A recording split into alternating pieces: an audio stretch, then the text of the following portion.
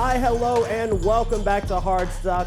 I'm your host, Nick ThugNasty Lavid, and I couldn't be more excited to be joined by Davis, Tadlock, and Andy proper Nekrich, and we're going to get into a bunch of esports that happened this past weekend and looking forward. We've got 3 segments. You should already know and love them. We've got Recap Revive, where we look at all the past events from this past weekend. We've got Game Sense, where we take a look forward into the future of esports. And we got Full Send, to where we talk about what's got us buzzing around the world of esports. But let's get straight into it with Recap Revive and Call of Duty Major number 3. Andy, this was the first time ever, and that is a crazy thing to say ever, that FaZe and Optic have both not been in Championship Sunday. What happened? It's more of like what didn't happen if you really think about it. I mean, like, FaZe couldn't win a hardpoint.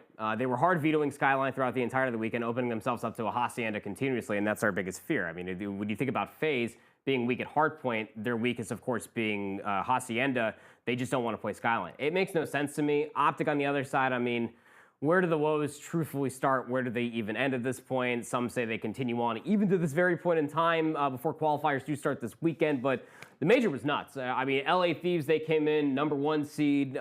They finished number 1 team overall. Miami Heretics look freaking nuts. I think that super definitely, it feels comfortable for this team. Vegas Falcons, LA Gorilla Mates, they're relegated fully. There was so much happening, but I think like the biggest thing overall for the CDL Major 3 was that the Thieves did overtake Atlanta FaZe. Davis, what about you?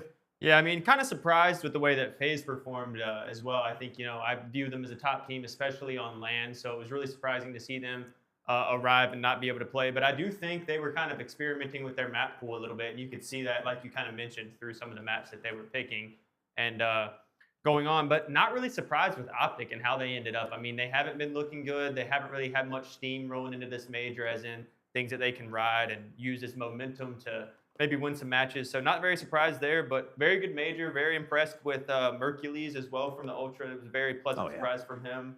Super as well with the Heretics. They look like they're rolling. So great COD going on. Yeah, I think one was a surprise and one wasn't a surprise. I think everybody expected with your Major 1 and Major 2 winners of Atlanta FaZe to not necessarily fizzle out so hard, but Andy, what do you think? Do you think it was just a random one-off weekend, or does FaZe have some serious concerns going forward? No, I mean, it was the entire qualifier, if you really think about it. I mean, we didn't have the minor tournament, which even they thrived in at the beginning of the year, but Atlanta FaZe throughout the entirety of the qualifier, 7-9 hard points. That includes the major. Like, that's not up to their standards whatsoever. 2-4 on Hacienda, like we were saying. Always the map number 1. They were 0-2 in Skyline, and that dates all the way back to losing to the Vegas Falcons 133-250. I mean, maybe they got embarrassed, and then they started forcing the Hacienda, to Davis's point. They started testing out map pools, but it just almost feels like they're discombobulated. I mean, they can still drop numbers. Like, FaZe are still world champions. The Tiny Terrors are still multiple-time world champions for a reason, but something's got to be going on in the camp. I'm not really too sure, but it's a lot of round 11s. It almost feels like that FaZe, or if they're trying anything and it's not like a standardized like map pool swap, it almost feels like that they're trying like a little bit to be further meticulous. Different rollouts, different nade spots. They're trying to do things a little bit more unorthodox that the league hasn't seen, so that way they don't give away their strategies come champs time, because they're already guaranteed. They're going to be a top 2 seed either way. Yep. So it could be as high or as low level as them playing well or playing too smart. Yeah, Davis, FaZe, do you think it was just a one-off, or should they be concerned going forward? I think it was just a one-off, and kind of to Andy's point, I mean, they are solidified as a spot in champs 1 or 2, so I don't really think they're necessarily worried about, winning everything and trying to get as many points as they can. I think they're truly thinking about, okay, what can we do in these maps to not expose us going forward to champs, and they're really focused on making sure they're the best team come to the end of the year. Obviously, this was a very off qualifier stage and major for them. They'll be right back. Yeah, I'd actually be curious. Davis and I were talking about this yesterday on Queued Up, but Andy, what are your thoughts on maybe them taking a few map picks and bans a little bit differently, trying to get better at some of their worst maps? Yeah, I don't know. I mean, like, there could be a conversation for that, depending on who they're facing during the qualifier. There's going to come down to a certain degree where they're going to have to win qualifier matches. We saw that in the previous stage, even against the Vegas Falcons, losing hard points and just losing maps in general. They lower their chances of being a higher seed, right? So there's going to come that point in time where they have to take things a little bit more seriously. But I digress. I think that you continue on straight if you are Atlanta FaZe. They got a world champion coach of Crowder. He's formerly known as Replays, by the way, but it's one of those things that you feel like they've been there so many times before. They understand what it's going to take, and if they have to buckle down and take things a little bit more seriously, make some changes, or just go back to what they know works, then they will. I mean, even Nasty, after they beat Atlanta FaZe, said, look, we're taking strategies from these guys, and we're just executing them on them better. So it's something that doesn't make sense to the point that Atlanta FaZe are doing something different from their own playbook, and they're losing to it. Yeah, it's actually crazy to me. I'm still trying to get a little bit warmed up to the fact that, people would try to not necessarily throw matches, but not want to win matches as much just by trying to play other matches. I'm still they're drawing so far outside the line at this point that, like, you don't know what continent they're in. That's what it feels like. Yeah, that's for sure. Anything else on this weekend's tournament, Davis? Not really. I do want to touch again on the Mercules kid that stepped in for Ultra. I think he was tremendous, and I think he really showed that he has a bright future in Call of Duty. Yeah, Dylan Rex and Mercules both in their first event was looking pretty good, and one obviously showed up and one did not. We'll get more into Mercules a little bit later as we jump into our Game Sense segment, but on to VCT Champions Tour Americas. Finally got some playoff matches, had a lot of bangers this weekend, but after we were just talking about 100Th's winning the Call of Duty Major number 3, got bounced lower round 2 against an amazing G2 squad. Thanks to Andy for messaging me. I was about to go to sleep, and he's like, it's in game 3, it's in overtime, turn it on. So I jumped back in and watched the end of that match, and what a match it was. What went wrong, Davis? Or where does 100T go from here? Yeah, so for me, the player that I'm looking at was Asuna, their duelist. I just feel like he really underperformed in this series, and I think that if he could have just arrived a little bit more in a few of these rounds, they would have won this series, which was a huge surprise to me. I mean, last week on Queued Up, I mentioned how I didn't think they even had a chance going into this matchup against G2, and to take them to map 3 and to 2 separate overtimes, they clearly had a chance, and they clearly belonged in the matchup. Yeah. And yeah, like I said, I think if Asuna just played a little bit better, maybe was able to get them space a little and hold the space better, they would have been able to win the series, and shocked me. Yeah, he definitely appeared like he was trying to be Donk, like he was just trying to get in, get 2, and die, and he didn't care about the rest of the round. In those late overtime rounds on Pearl, it just seemed like he was just flying in on Neon on offense and on defense, and just like, whatever happens, happens. If I get 1 or if I get 2, I get 2, and the rest is on you guys. And it's like, I don't know if that's how you should operate, and especially in a game like Valorant. Andy, what are your thoughts? I don't know. I mean, like, my heart does bump for 100Th's. Like, I'm a big Lucio fan. My career started back in Overwatch when he was just a Lucio main as well. So, like, it's kind of cool to see, like, his resurgence. I remember Lucio before he even had tattoos, before he was chirping across the stage. So, I mean, like, it's one of those things that, like, I'm happy to see them be in that limelight. Yeah. But they're shooting themselves in the foot. And ultimately what I'm talking about, it comes down to their veto process. And albeit they did win that split, they're putting a lot of time and investment into this Sage composition that did work one time versus Sentinels. They lost it the next time they played it in an official match, I think, versus MIBR. And it worked versus G2, albeit into, I think it was like double overtime. I could be mistaken, but I digress.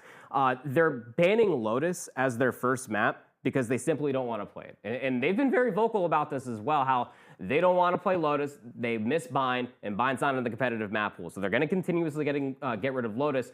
Playing up against G2, they're forcing them to pick map 2. G2 want to pick map 1, which means they're constantly always going to be down 0-1. It just so happens they were able to win split this time, but that's why they've lost so many of their series 2-0 this entire stage. They put themselves in this hole, and then they go up in that map number 3 where G2 are more rehearsed on an international stage. They set themselves up for failure, man.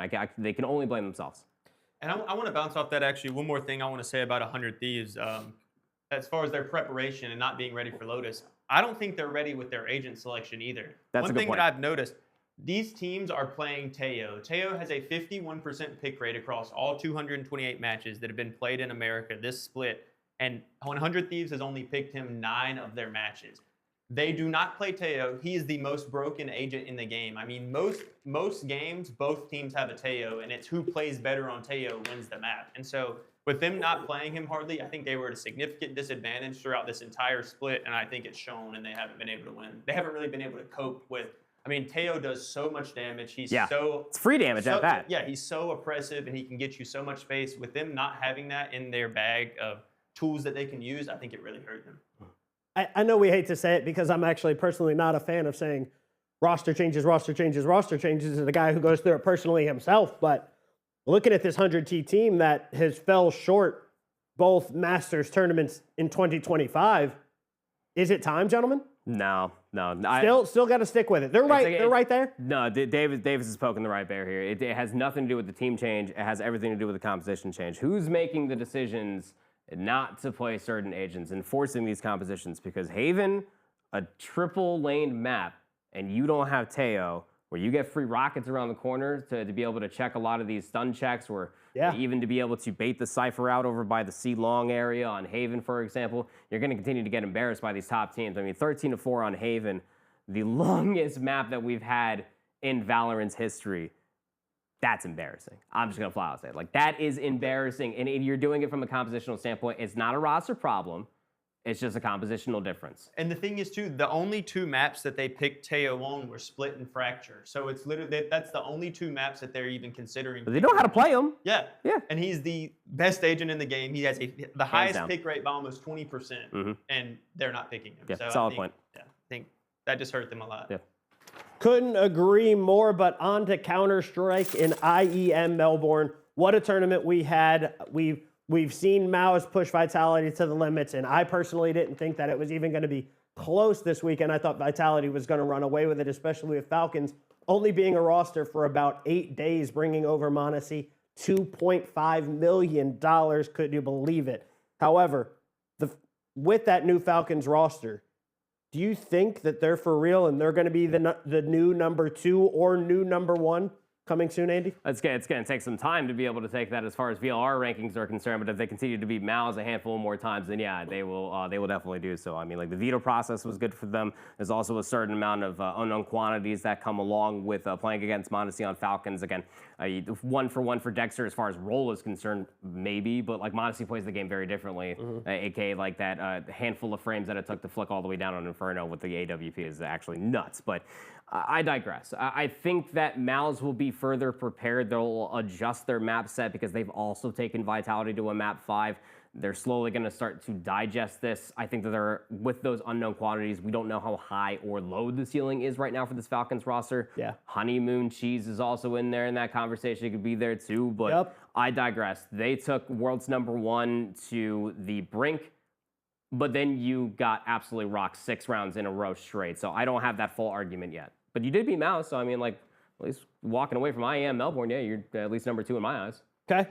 Davis, how about you? Yeah, so the way that I see the Counter-Strike scene kind of right now, I see Vitality up on this pedestal alone. And then I do see Falcons now reaching this second level with Mouse, and I also see Aurora and I see Spirit in this second level. Thank God you said Spirit, because I was about to jump down his throat that he didn't say Spirit yet, but continue. And Spirit. And so I think Falcons are plenty good enough to be in this tier. And I think eventually they will try to, take that throne from Vitality. I'm not fully sold on their performance from this weekend because I really do think there is a little bit of a honeymoon phase that kind of happened here. I think it was just, all the new vibes. We're coming into this new tournament. We got the star kid on the block, Monacy, joining us. So let's all perform to the best of our ability. And I think they rose to the occasion. Like you said, took them to the brink. I mean, they were on match point 12-6 or whatever it was in map 5 and then threw the game. Say what it is, man. They choked. Yeah, they threw and choked, and it was absolutely insane. But I think they definitely have solidified their spot as one of the top teams. It'll be interesting to see if they can actually rise to the top. Yeah, it's just my big thing when it comes to Counter-Strike, and even looking backwards and looking forward, there's just so many tournaments on a week in and week out basis that it's hard to compare teams because like IEM Melbourne, there was no Spirit. So it's like you can't really we're leaving Spirit out because we didn't just see them. And then coming up, there's no Aurora. And it's like it's hard to put them all on the same stage when one week some's competing and then another there's not. So it's really hard. Hopefully one day we'll just get a pure 1 through 8 in the VLR and or recent tournaments and let it be a battle royale. And I don't think it's this tournament, but I think it's like whatever, like the next major, obviously. Like we should have all the heavy hitters as well, and like I think that's where we're going to be able to get that conversation going. But I mean, like even as far as like the next Blast tournament, right? Yeah. I mean, like we're going to be able to get further arguments as far as what that's concerned. But the no spirit, obviously, like recency bias is certainly a thing. Until I get my grummy little hands on that Scrim VOD, I don't know what they look like. Hence my argument. I'm defending myself, and you're about to jump down my throat. I got scared, man. I got scared. No, we don't need any. I'm shooketh, bro. Don't be shooketh. Right. But that does it for Recap Revive. We're going on to Game Sense, jumping forward, looking ahead a little bit, and right back into Call of Duty with Major 3 wrapped up, Major 4 and Champs on the horizon. We've got a lot of shakeups to the standings going forward. It looks like LAT is now the top dog in the overall standings. Atlanta FaZe dropping out because of their performance at Major 3.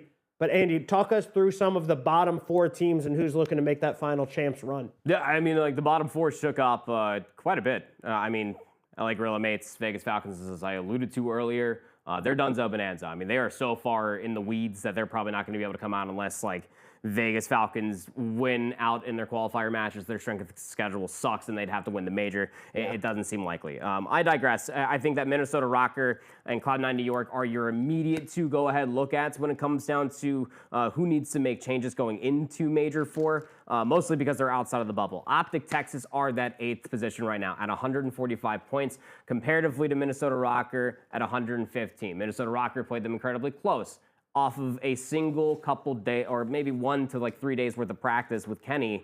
And I'd like to think that they could probably beat them over time should that team start to get a little bit more consistent. Cloud9 New York as well is another strange one because you really think that should be a better team. Sib has one of the most accurate shots in the league, is dropping one of the most consistent damage and KD ratios.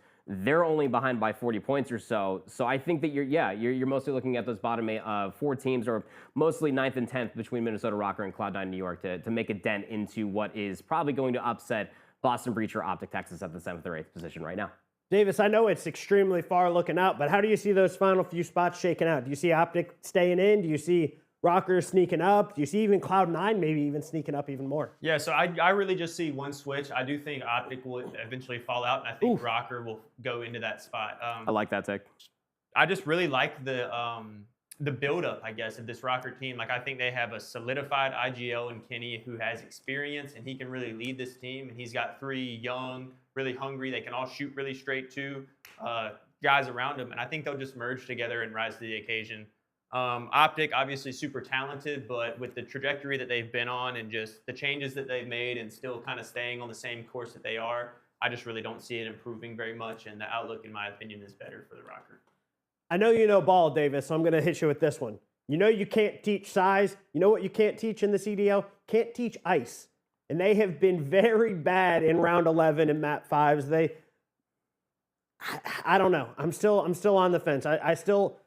This is where I still give it that slight edge to Optic, just because the talent in Kenny and Shotzi and Hook are just there. Skies may not be on that same level, but that's why I'm still giving them that slight edge. They have that ice. They have that talent. I still see them holding on to that 8th spot, but hey. Dashy's one of the clutchest players in the league. He was I think last year, if not the year before, could be getting them mixed up, clutchest player in the Call of Duty League. I mean, whether they're winning world championships or winning majors, like Bruce is one of those icy players. So I don't hate that conversation whatsoever. But like statistically, even like Hook from Major 1 when he was playing with Kenny to right now playing with Skies, it's been a lot worse. Specifically, Search and Destroy has always been bad. What you get out of Kyler is going to be a respawn demon, but we're talking big dents. I mean, like even from a 1.13.7 overall from Major 1 down to about a 1.08. So like the impact with the sub just isn't there. And like it could be the barrel for all we know. Again, in the CDL, the submachine guns aren't playing with the reinforced barrel,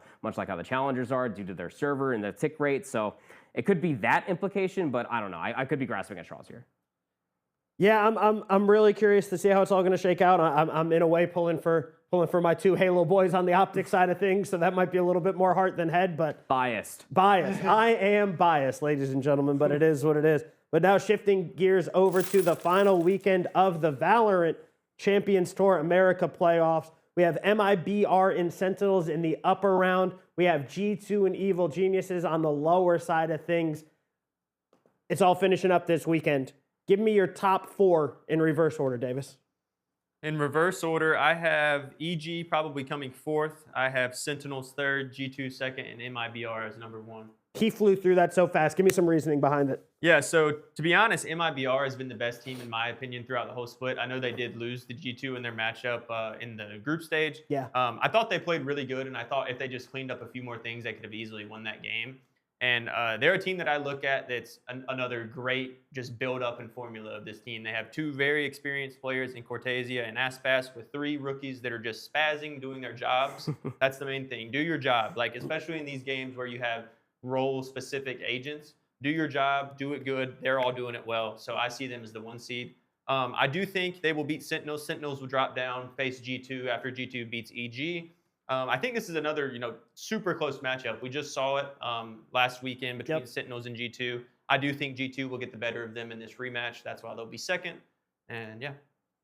Awesome. Andy, how about you? So long Differ as, too much? A little bit. Okay. I mean, it just depends on the day, right? I mean, I think that one day with a G2 playing up against a white-hot Sentinels is not enough for me to make the argument that they could get the upper hand against MIBR. So I do agree with that. I think that MIBR have all the reasoning statistically included to be the number 1 team walking away from North America going towards Masters Toronto. They're already guaranteed that. Sentinel's already guaranteed at worst the 2nd or 3rd seed rather. Yep. So I think that it's one of those things that depends on the day, it depends on the weekend.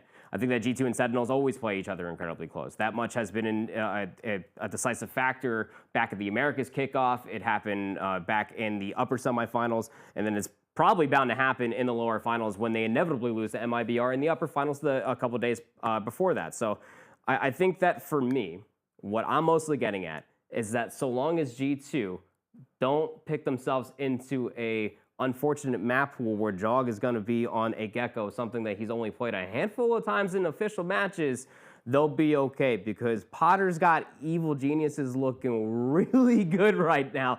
They're upsetting teams statistically they had no business beating through the playoff stage. So right now I do have G2 being that number 2 team, Sentinels being the number 3 team, but MIBR the clear-cut favorite. I'm gonna almost agree with everything that you both just said. I think almost. I think unfortunately Evil Geniuses is still gonna go out at number 4.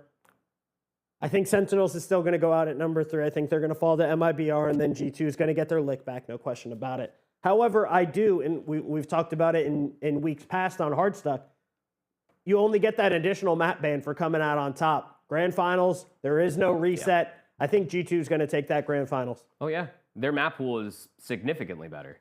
Like, when you're looking at a couple of other teams, like MIBR, like their map pick back when they played them in the group stage was, I wouldn't say bad, but like you could clearly tell that at that moment in time, G2 were trying to force Haven.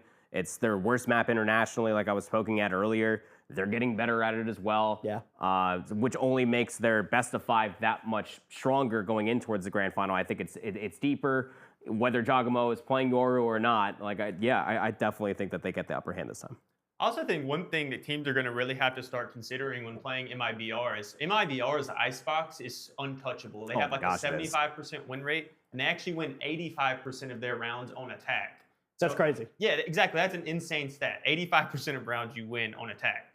So in my opinion, teams are going to have to really start taking that into account and maybe just banning icebox. Like, okay, if that's their best map, even if we have a map that we're weaker on, does that outweigh the fact that they are dominant on Icebox? I think that people might have to just start sacrificing. So you're saying maybe that additional map ban might help them out a little bit? Yeah, I really do. Okay. Hey, we'll see this weekend as it wraps up on May 4th. But jumping over into, like we said, Counter-Strike, they get no break. Straight from IEM Melbourne, right into Blast Rivals Season 1. I believe it's in Denmark. I'm not 100% sure there. Copenhagen. There we go.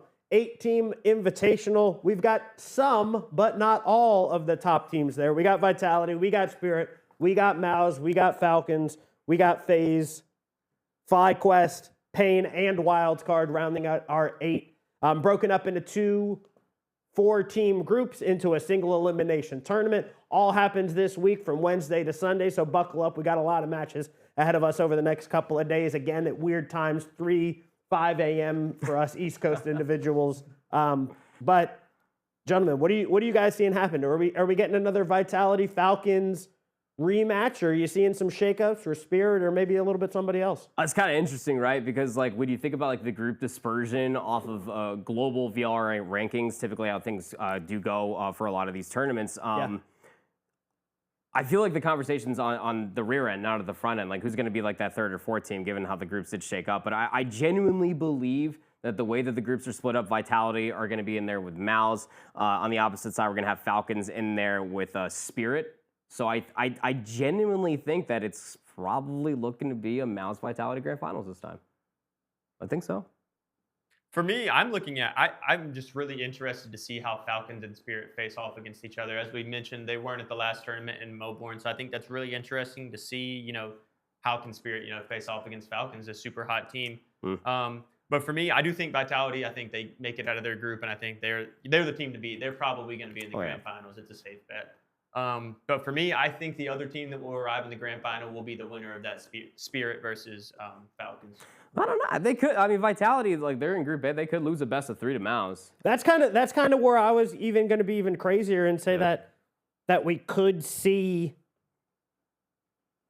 Spirit or Falcons going home early in that single elimination bracket. No, you got that 3rd place match. So there's like whoever Vitality or Mouse are facing in that 3rd place match. In that lower final to actually get like that 3rd position in the single elimination bracket, my heart's to whoever they'll annihilate them.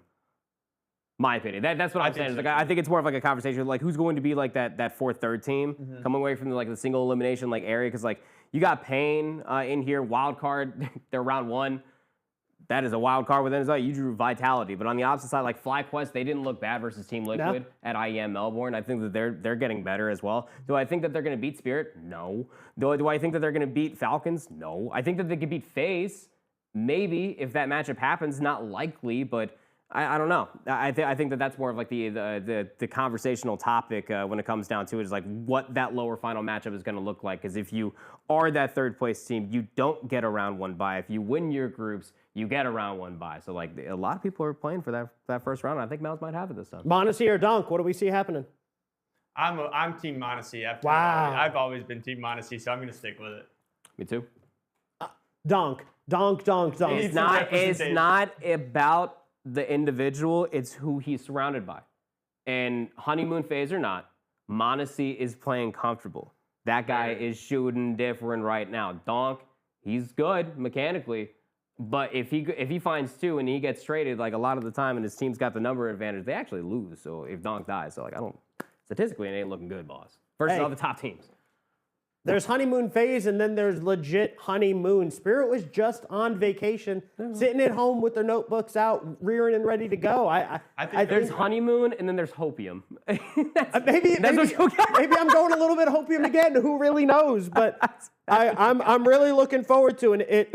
Again, I'm not expecting FlyQuest or FaZe to even come close to Spirit and Falcons. Sure. So Thursday at 12:30, I am going to be glued to that monitor watching that Dunk and Monacy matchup, so should be fun. We will definitely see. But on to my favorite segment, Full Send. We get right into what's got us buzzing around the world of esports. Andy, what is most exciting for you right now? Probably this massive super major that's happening in Japan. I'm not going to embarrass myself saying it out loud, but was it Kagari? Did I say it right? Karagagi. I've heard a little bit of everything.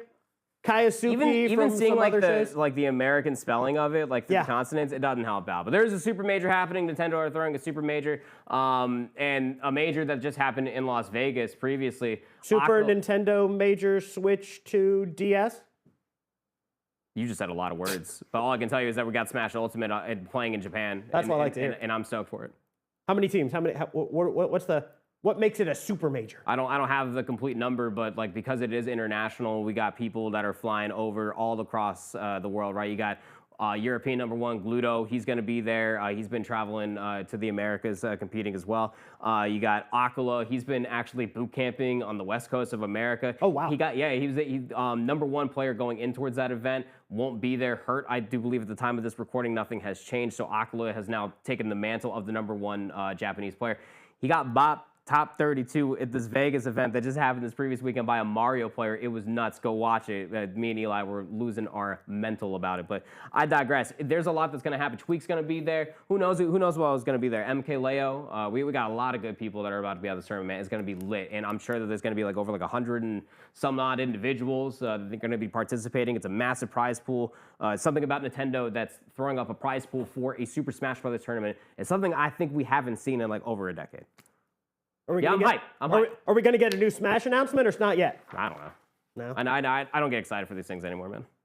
I just my hope gets up. You know what I'm saying? I've ran out of hopium. See, I'm still riding high on the hopium train. Once we get that announcement, I'll be a kid at Christmas. But I don't think you don't want to get your hopes up. No.